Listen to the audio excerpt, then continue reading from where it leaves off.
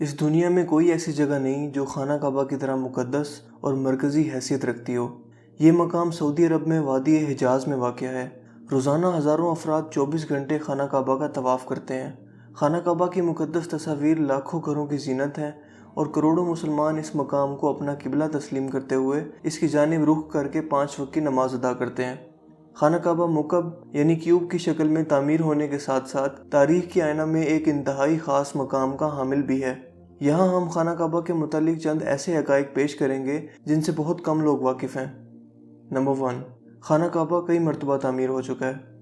دوستو، خانہ کعبہ جس طرح آج ہمیں نظر آتا ہے یہ ویسا نہیں ہے جو حضرت ابراہیم علیہ السلام اور حضرت اسماعیل علیہ السلام کے دور میں تعمیر ہوا تھا۔ وقت کے ساتھ پیش آنے والی قدرتی آفات اور حادثات کی وجہ سے اس کو دوبارہ تعمیر کرنے کی ضرورت پڑتی رہی ہے۔ بے شک ہم سب جانتے ہیں کہ خانہ کعبہ کی دوبارہ تعمیر کا ایک بہت بڑا حصہ نبی کریم صلی اللہ علیہ وآلہ وسلم کی زندگی میں نبوت ملنے سے قبل ممکن ہو چکا تھا۔ یہ وہ وقت تھا جب نبی کریم صلی اللہ علیہ وآلہ وسلم نے ایک بڑی خون ریزی کو اپنی دور اندیشی سے روکا تھا۔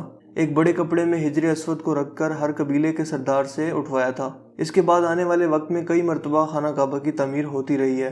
آخر میں خانہ کعبہ کی تفصیل سے آرائش 1996 میں ہوئی تھی، جس کے نتیجے میں بہت سارے پتھروں کو ہٹا دیا گیا تھا اور بنیاد کو مضبوط کر کے نئی چھت ڈالی گئی تھی۔ یہ اب تک کی آخری بڑی تعمیر ہے اور اب خانہ کعبہ کی عمارت کو پہلے سے کہیں زیادہ محفوظ تصور کیا جاتا ہے۔ نمبر 2، خانہ کعبہ کے 2 دروازے اور ایک کھڑکی ہوا کرتی تھی۔ دوستو، دوبارہ تعمیر کیے جانے سے قبل خانہ کعبہ کا ایک دروازہ اندر داخل ہونے کے لیے اور ایک باہر جانے کے لیے استعمال ہوتا تھا۔ ایک زمانہ تک خانہ کعبہ میں ایک کھڑکی ہوا کرتی تھی۔ خانہ کعبہ کی جو شکل آج موجود ہے اس میں صرف دروازہ موجود ہے، لیکن کھڑکی اب ختم ہو چکی ہے۔ نمبر 3، خانہ کعبہ کے مختلف رنگ۔ ہم لوگوں نے خانہ کعبہ کو ہمیشہ کالے رنگ کی کسوہ اور سونے کے دھاگوں میں دیکھنے کی ایسی عادت ہو چکی ہے کہ ہم اس کو کسی اور رنگ میں تصور بھی نہیں کر سکتے۔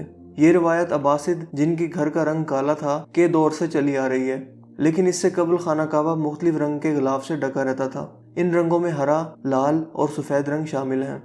نمبر 4، خانہ کعبہ کی چابیاں ایک خاندان کی تحویل میں ہیں۔ فتح مکہ کے وقت نبی کریم صلی اللہ علیہ وآلہ وسلم کو خانہ کعبہ کی چابیاں دی گئی تھیں، لیکن بجائے اس کے کہ آپ صلی اللہ علیہ وآلہ وسلم یہ چابیاں اپنے پاس رکھتے، آپ صلی اللہ علیہ وآلہ وسلم نے یہ چابیاں بنی شائبہ خاندان کے عثمان بن طلحہ کو واپس کر دیں۔ اس وقت سے آج تک وہ ان چابیوں کے روایتی رکھوال ہیں اور نبی کریم صلی اللہ علیہ وآلہ وسلم کے نادر الفاظ کی روشنی میں یہ چابیاں ہمیشہ ان کے پاس ہی محفوظ رہیں گی۔ حضور اکرم صلی اللہ علیہ وآلہ وسلم نے فرمایا تھا، اے بنی طلحہ، یہ چابیاں روز قیامت تک تیری تحویل میں رہیں گی، سوائے اس کے کہ وہ زور زبردستی تجھ سے غیر اخلاقی طریقے سے چھین لی جائیں۔ نمبر 5، پہلے خانہ کعبہ عوام کے لیے کھلا رہتا تھا۔ دوستو، پہلے خانہ کعبہ ہفتہ میں 2 مرتبہ عوام کے لیے کھلا ہوتا تھا اور کوئی بھی خانہ کعبہ کے اندر داخل ہو کر عبادت کر سکتا تھا، لیکن موجودہ زمانے میں زائرین کی تعداد زیادہ ہونے کی وجہ سے اور دوسری وجوہات کی بنا پر خانہ کعبہ کو اب سال میں صرف 2 مرتبہ کھولا جاتا ہے اور اس میں صرف اعلیٰ شخصیات اور خاص مہمان ہی داخل ہو سکتے ہیں۔ نمبر 6، خانہ کعبہ کے آس پاس تیراکی کی جا سکتی تھی۔ دوستو، خانہ کعبہ کے وادی کے نچلے حصے میں ہونے کی وجہ سے دیگر مسائل میں سے ایک مسئلہ یہ بھی تھا کہ جب بارش ہوا کرتی تھی تو وادی میں سیلاب آ جایا کرتا تھا۔ یہ مکہ جیسے شہر کے لیے کوئی انوکھی بات نہیں تھی، لیکن یہ بات دوسرے مسائل کی وجہ بنتی تھی۔ اس وقت یہاں سیلاب کی روک تھام اور نکاسی آب کا نظام موجود نہیں تھا۔ بارش کے آخری دنوں میں خانہ کعبہ پانی میں آدھا ڈوبا رہتا تھا اور یقیناً یہاں پر آپ کے ذہن میں ایک سوال آتا ہوگا کہ کیا اس وجہ سے طواف کعبہ رک گیا تھا؟ ہرگز نہیں، مسلمانوں نے کعبہ کے ارد گرد تیراکی شروع کر دی تھی۔ نمبر 7، تزئین و آرائش کروانے والے حکمرانوں کے نام کی تختی۔ کئی سال تک بہت لوگ اندازہ لگاتے رہے کہ خانہ کعبہ اندر سے کیسا نظر آتا ہے۔ وہ لوگ خوش نصیب ہیں جن کو خانہ کعبہ کے اندر داخل ہونے کی سعادت ملی، اور ایک خوش نصیب وہ ہیں جن کو تصویر بنانے کا موقع ملا، اور لاکھوں لوگوں نے یہ تصویریں انٹرنیٹ پر آن لائن دیکھی۔ خانہ کعبہ کا اندر کا حصہ سنگ مرمر اور ہرے رنگ کے کپڑے سے ڈھکا ہوا ہے۔ جس دور کے حکمران نے خانہ کعبہ کی دوبارہ آرائش کروائی تھی، اس نے خانہ کعبہ کے اندر اپنے نام کی تختی بھی لگوائی۔ نمبر 8، خانہ کعبہ کی تعداد 2 ہے۔ دوستو، خانہ کعبہ کے بالکل اوپر جنت میں ایک اور خانہ کعبہ موجود ہے۔ اس کا ذکر قرآن پاک میں بھی آتا ہے اور نبی پاک صلی اللہ علیہ وآلہ وسلم نے بھی اس بات کی نشاندہی کی ہے۔ اللہ کے نبی صلی اللہ علیہ وآلہ وسلم نے معراج کا واقعہ سناتے ہوئے فرمایا، جب مجھے بیت المعمور دکھایا گیا تو میں نے حضرت جبرائیل علیہ السلام سے پوچھا۔ انہوں نے جواب دیا کہ یہ بیت المعمور ہے جہاں 70,000 فرشتے روزانہ اللہ کی عبادت کرتے ہیں، اور جب وہ یہاں سے جاتے ہیں تو واپس نہیں آتے، مطلب ہمیشہ نیا دستہ آتا ہے۔ نمبر 9، حجر اسود۔ दोस्तों, क्या आपने कभी इस बात पर गौर किया है कि हिजर अस्वद चांदी के सांचे में क्यों घिरा रहता है? कुछ लोगों का ख्याल है कि हिजर अस्वद अमायाद की फौज के हाथों मारे गए पत्थर लगने की वजह से टूट गया था जब वो मक्का पर काबिज थे, जबकि ये पत्थर अब्दुल्ला बिन जुबैर की मलकियत में था। कुछ ज़राए के मुताबिक हिजर अस्वद बहरीन से ताल्लुक़ रखने वाले इस्माइली ग्रुप ककमाटियंस के हाथों टूट गया था। इन लोगों का ये ख्याल था कि हज मुबारक एक तौहीन परस्ती का अमल है। अपनी बात को सच साबित करने के लिए इन लोगों ने 10,000 हजाज को मारकर इनकी बाकियात को आब ज़मज़म के कुएं में फेंक दिया था।